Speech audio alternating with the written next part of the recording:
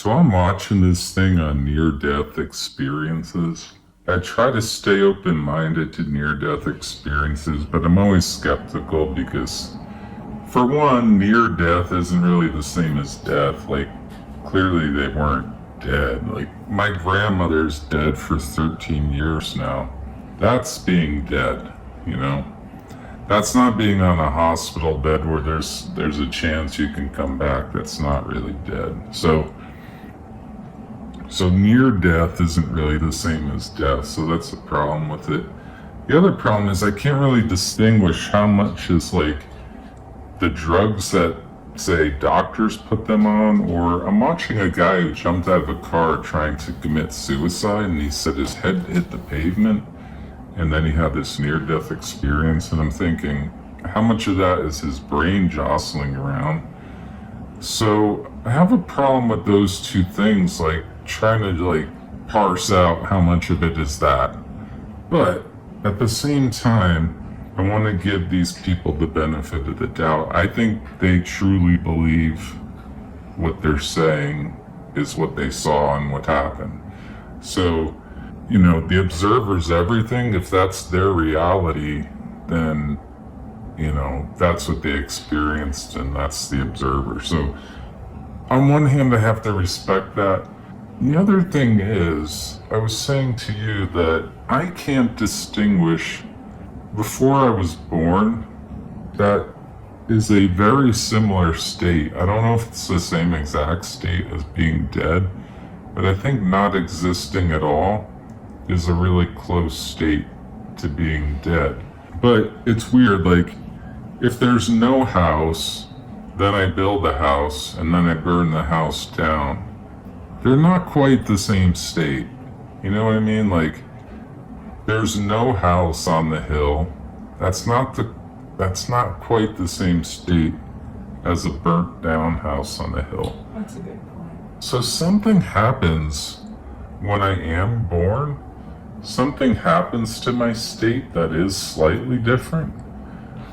But I feel like I've almost experienced a near-death experience. I feel like by not being alive, I sort of experienced it. I tell this story sometimes to friends and maybe even on this podcast that I think I remember being in my mom's womb. It's just like a warm feeling.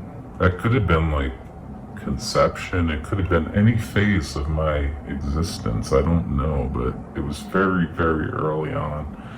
It could have even been before my mom conceived me. So I don't know what that was, but it was really nice and it was warm.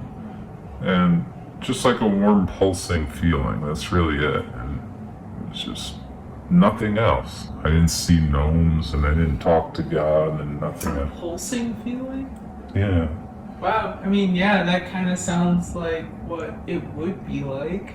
Yeah. In a womb. Yeah. Because I think you would hear the heartbeat of your mom. It could have been that. Constantly. Could have been that. So sometimes when I put my head down on the pillow at night, I can remember that. And they say you can't have memories before you're like 3 years old or something. I think I have memories from in the womb. And you always say I have a crazy memory, so. You do. Yeah. So maybe I'm like an anomaly or something. I mean, I'm an anomaly in a lot of other negative ways. Maybe this is a good one.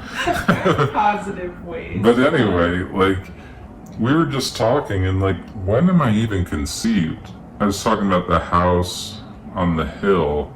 There's no house, then there's a house. When does it become a house? Is it when its sticks and frame is built? Like, is that the house? When the walls go up, is that the house? When the roof is on? Like, at what point is it the house, you know? It's when it's done. I don't know.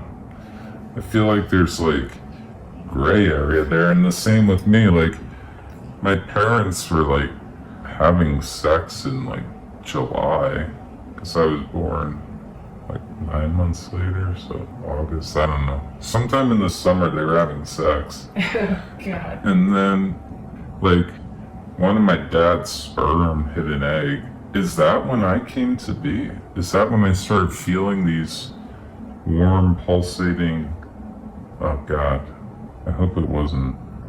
Oh. Anyway, hope it wasn't like yeah. Anyway, like, was I a conscious being at that point? Primitive conscious? Was I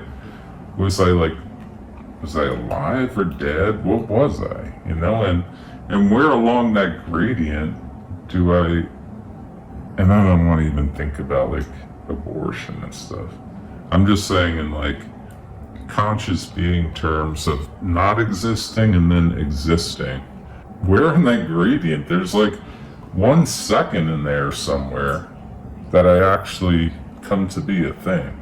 Isn't it always the problem where like the middle ground is the problem? We had this topic the last time we were talking, right? Where consciousness, like you go from atoms to full blown mind. Yeah. I mean, it's always about the middle ground of where the building blocks of these things turn into complexity. Yeah. But you were talking about world lines before I turned on the camera. What were you saying? I was saying I was saying, what's the difference between not being born at all and then being dead? And you said it was world lines. Yeah, so like before your existence, all of your world lines, meaning that every single building block of your atoms and whatever make you up as a being are totally dispersed into whatever material they might be. So So the world lines are separate. They're separate. And then when I come to be, they condense into one thing. They converge. Yeah. And you said a near-death experience, they were still converged. They're not dispersed. It might feel, I feel like... So a near-death experience is you're technically dead, but your world lines are still together. They haven't diverged yet. Right. I think that's what it is. Yeah. Yeah. And maybe it feels like they diverged, because like maybe you're not in tune with your body anymore, but I think your brain is still active. Mm-hmm. So something is going on. You're still technically alive. Somehow your world line, it's different than my grandmother's world lines, which have diverged. Right. This person is still in the hospital bed. They're not in a coffin. Right. So there's a reason the doctors are keeping them around. Like, there's hope for them. Uh-huh. They're not dead, right? Like, yeah, the world lines. Like they might be pronounced. I guess sometimes they are pronounced dead, but I guess in those cases their world lines just have not diverged for whatever reason. Right. That could be what's happening with near-death experience. I know someone here on my channel had a near-death experience. I haven't seen him in a while. Maybe he had a real death experience now. But hopefully he's still alive and watches the channel. I like hearing about him. I get a little spooked because a lot of times when I watch about NDE on YouTube, they immediately go down this path of religion.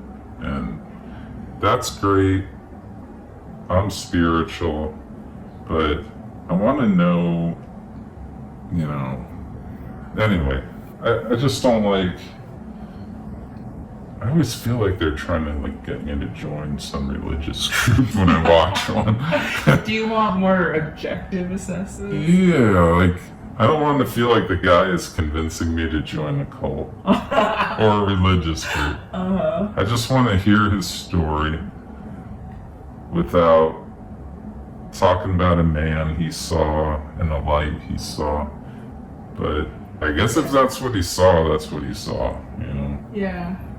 I think of it also in a similar way where I feel like I'm almost 50-50 on it, where on the one hand, what I know about our brains and that we make almost every drug possible in our own brains. Like we're Yeah. our own pharmacy Yeah, in yeah. our brains. Yeah. We have our own psychedelics that we can I create. know.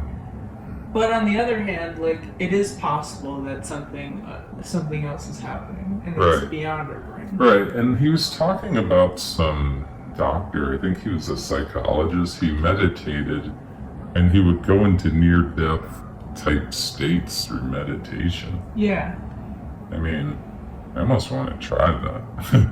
Well, there's a lot you can do for meditation, from my understanding. Like there's weird things your body can do through meditation. So I don't know. Okay. Yeah. Anyway, I want to try it and see if I can enter like a near-death experience state. I Yeah. think that'd be cool. I don't know what to do. I think breathing techniques. I think smoking a big bowl.